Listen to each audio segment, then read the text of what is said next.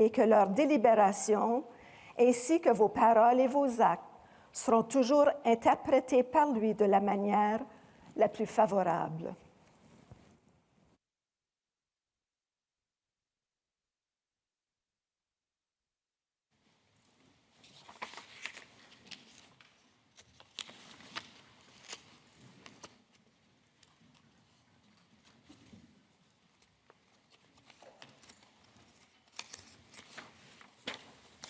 Honourable Senators, members of the House of Commons, it is with a deep sense of pride and pleasure that my wife and I join you here today as we witness Canadians coming together in a renewed sense of national pride, unity and hope.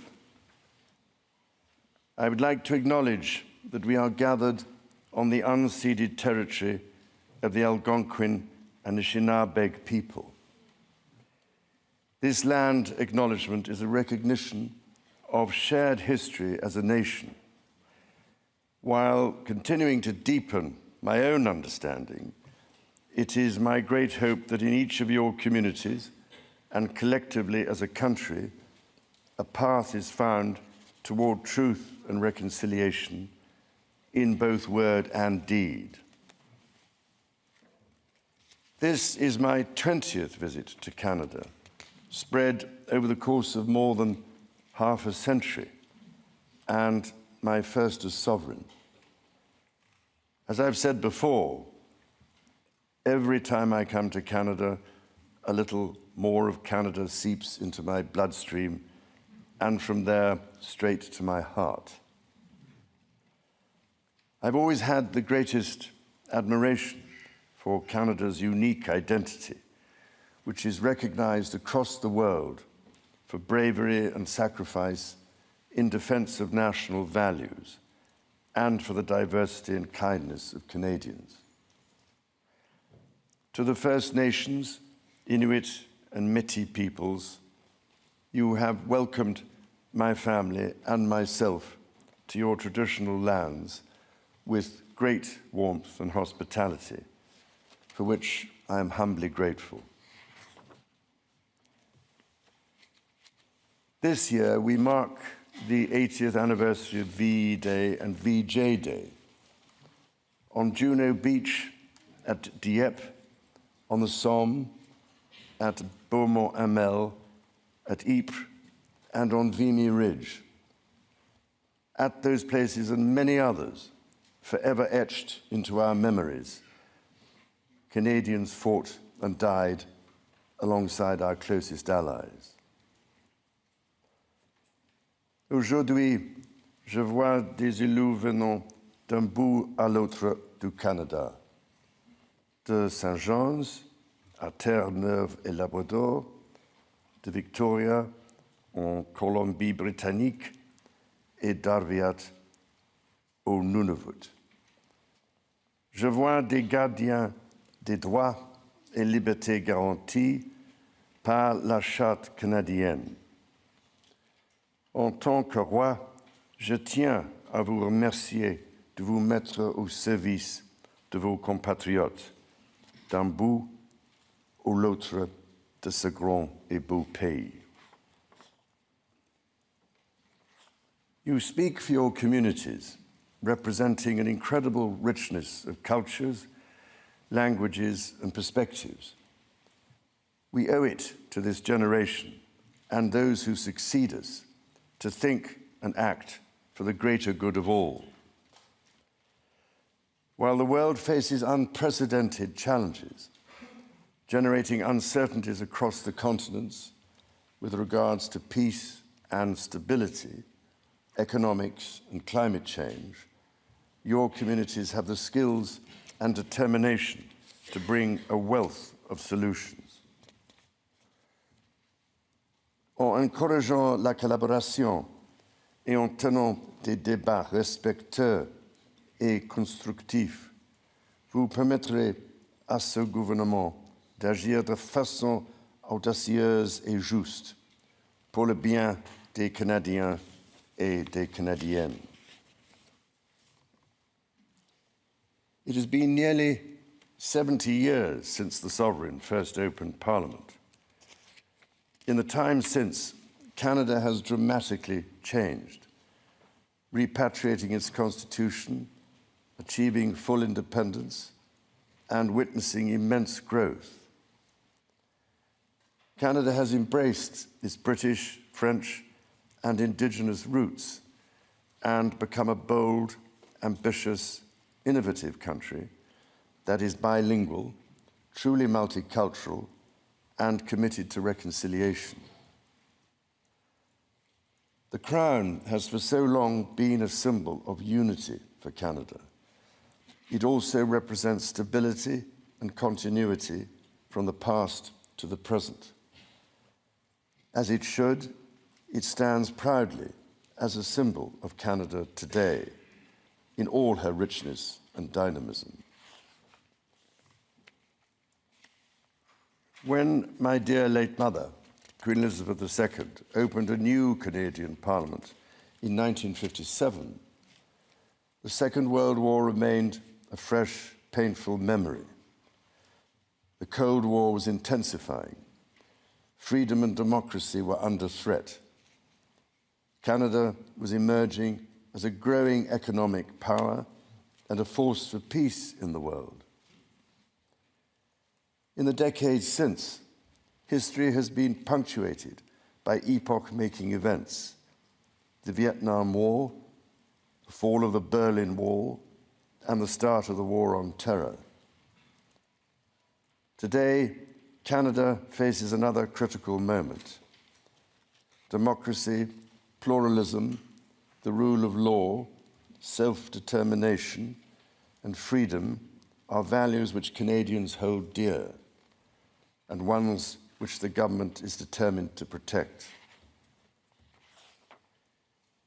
The system of open global trade that, while not perfect, has helped to deliver prosperity for Canadians for decades, is changing. Canada's relationships with partners are also changing. Il nous faut confronter la réalité. Depuis la Deuxième Guerre mondiale, notre monde n'a jamais été aussi dangereux et instable. Le Canada fait face à des défis qui, dans nos vies, sont sans précédent. Many Canadians are feeling anxious and worried about the drastically changing world around them.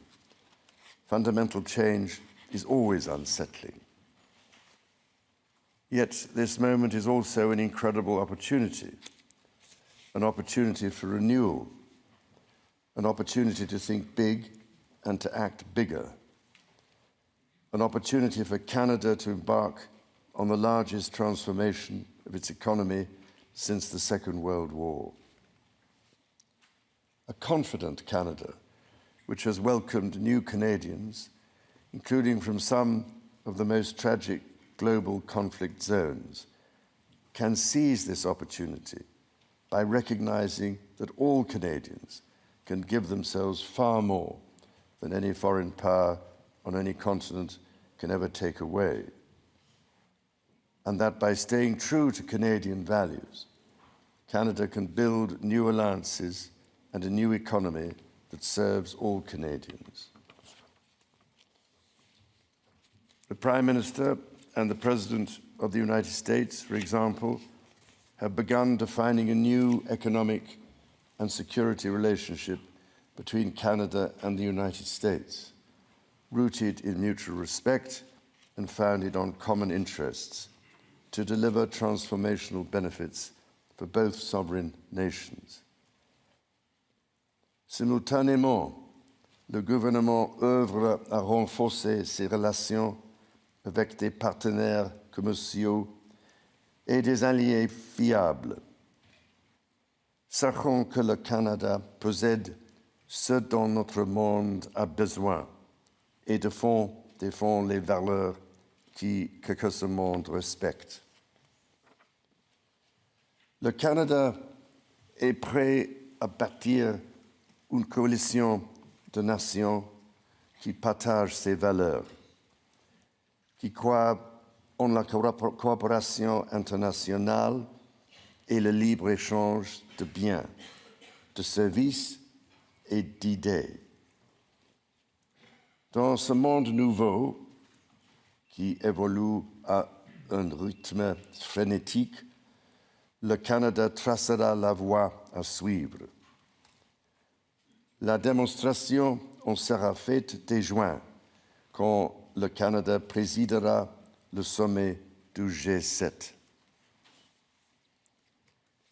The government is guided by its conviction that the economy is only truly strong when it serves everyone.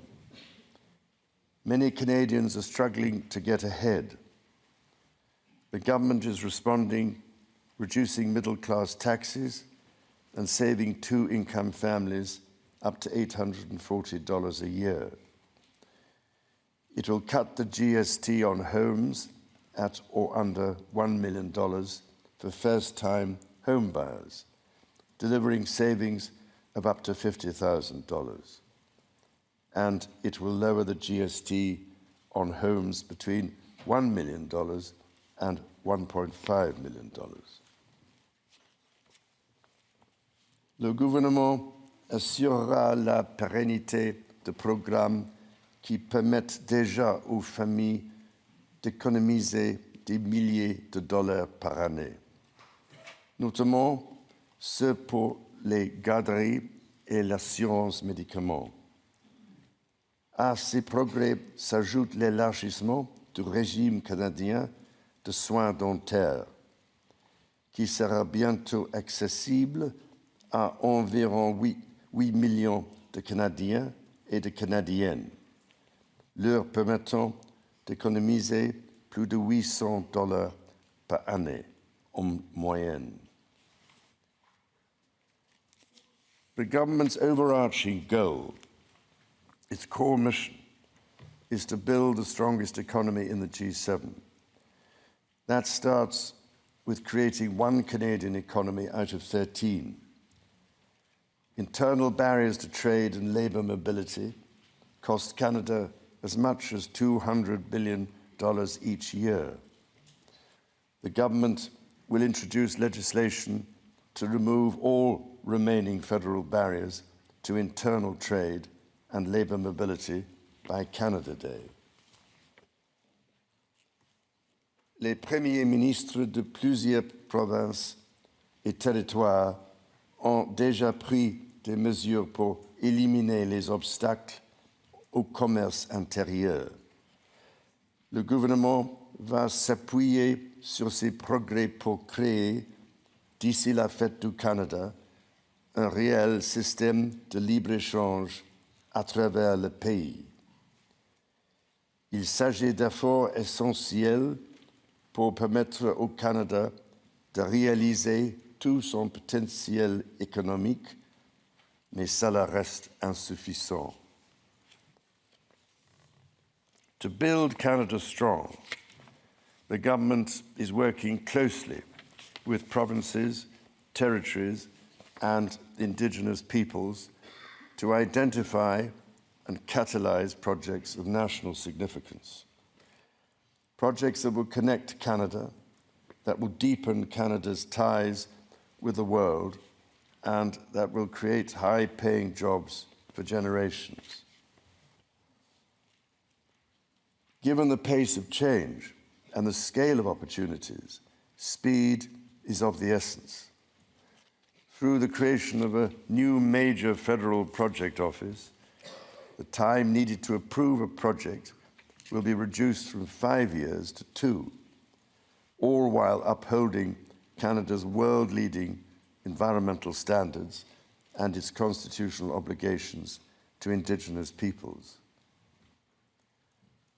The government will also strike cooperation agreements with every interested province and territory within 6 months to realise its goal of one project, one review. When Canadians come together, Canada builds things that last. Éliminer ces obstacles qui freinent l'économie canadienne permettra l'avènement d'une nouvelle ère de croissance grâce à laquelle le Canada va non seulement surmonter des guerres commerciales, mais en émerger plus fort que jamais. Cela lui permettra de devenir une superpuissance en matière d'énergie verte et conventionnelle, de bâtir une stratégie industrielle qui rendra le Canada plus compétitif à l'international, tout en luttant contre les changements climatiques, de bâtir des centaines de milliers de bonnes carrières dans les métiers spécialisés, et donc de faire du Canada une plaque tournante pour la science et l'innovation. Critically, the government will undertake a series of measures to help double the rate of home building while creating an entirely new housing industry, using Canadian technology, Canadian skilled workers, and Canadian lumber. The government will introduce measures to deliver affordable homes by creating Build Canada Homes. This mission-driven organization will act to accelerate the development of new affordable housing. It will invest in the growth of the prefabricated and modular housing industry, and it will provide significant financing to affordable home builders. The government will make the housing market work better, including by cutting municipal development charges in half for all multi-unit housing. The government will drive supply up to bring housing costs down. To be truly strong, Canada must be secure.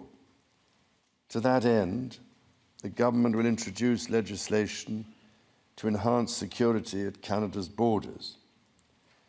Law enforcement and intelligence agencies will have new tools to stop the flow of fentanyl and its precursors.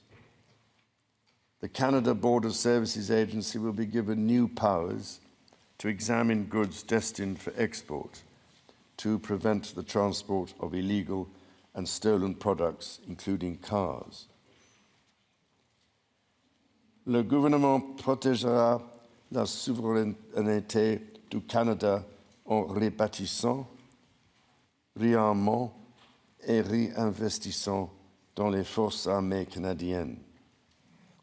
Il stimulera l'industrie militaire canadienne en prenant part au plan Réarme Europe et contribuera ainsi avec des partenaires européens à la sécurité transatlantique.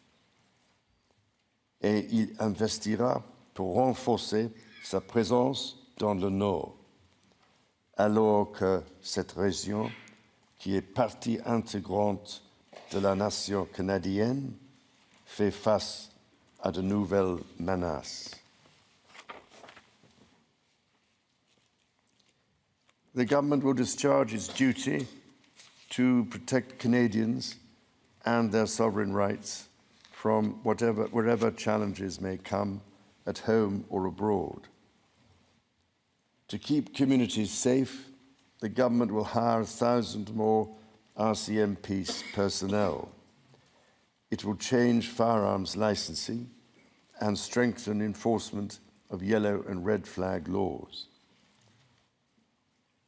Weapons licenses for those convicted of intimate partner violence and those subject to protection orders will be revoked. Through the deployment of scanners, drones, and helicopters, additional personnel, and canine teams, the government will stem the tide of illegal guns and drugs across the border.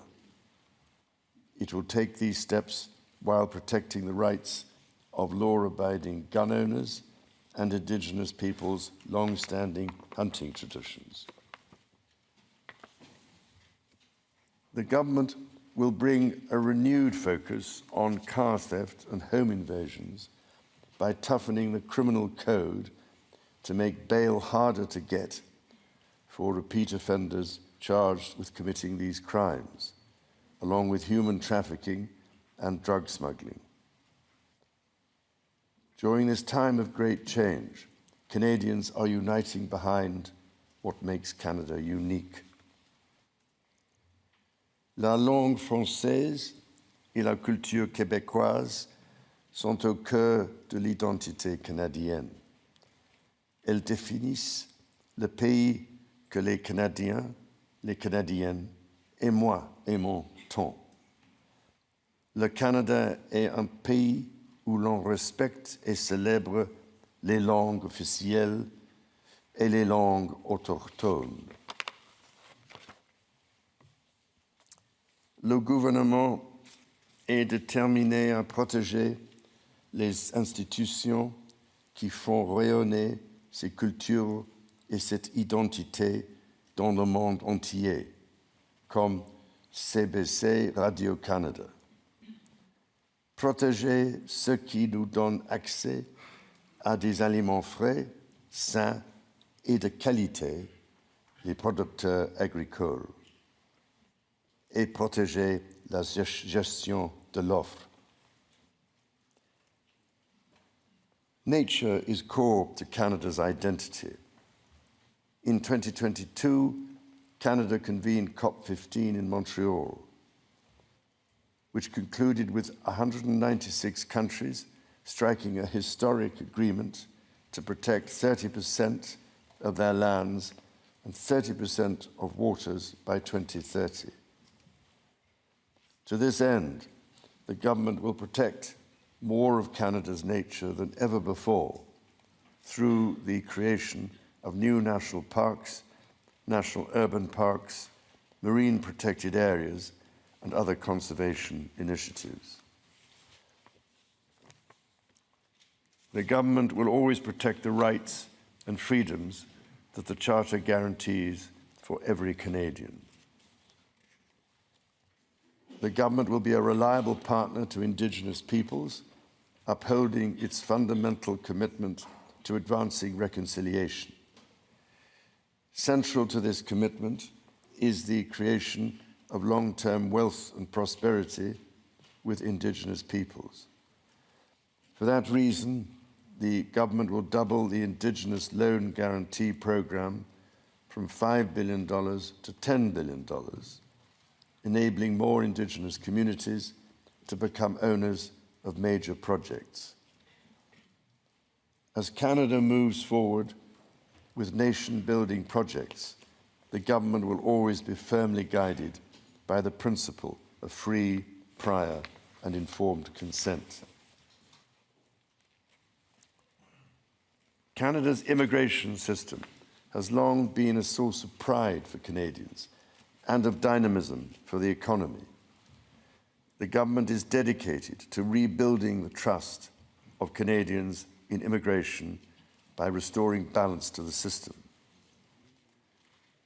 Le gouvernement instaurera une limite sur le nombre de travailleurs étrangers temporaires et d'étudiants internationaux, établissant un plafond qui, à partir de 2027, sera en deçà de 5% de la population canadienne.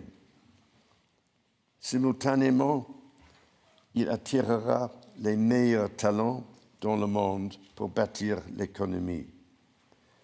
Et il fera savoir aux Canadiens et aux Canadiennes qui travaillent à l'étranger que s'ils songent à revenir au pays, il n'y a pas de moment plus propice pour le faire. Dans toutes ces actions, le gouvernement sera guidé par une nouvelle discipline fiscale. Dépenser moins pour que les Canadiens puissent investir plus. Day-to-day government spending, the government's operating budget, has been growing by 9% every year. The government will introduce measures to bring it below 2%. Transfers to provinces, territories, or individuals will be maintained. The government will balance its operating budget over the next 3 years by cutting waste, capping the public service, ending duplication, and deploying technology to improve public sector productivity. In parallel, the government will take a series of measures to catalyse new investment, to create better jobs and higher incomes for Canadians. The scale of the government's initiative will match the challenges of our times and the ambitions of Canadians. Honourable Senators, members of the House of Commons, when my dear late mother addressed your predecessors 7 decades ago, she said that in that age and against the backdrop of international affairs, no nation could live unto itself. It is a source of great pride that in the following decades, Canada has continued to set an example to the world in her conduct and values as a force for good. À vous et à l'ensemble du peuple canadien, mon épouse et moi-même adressons nos sincères remerciements pour cet accueil des plus chaleureux.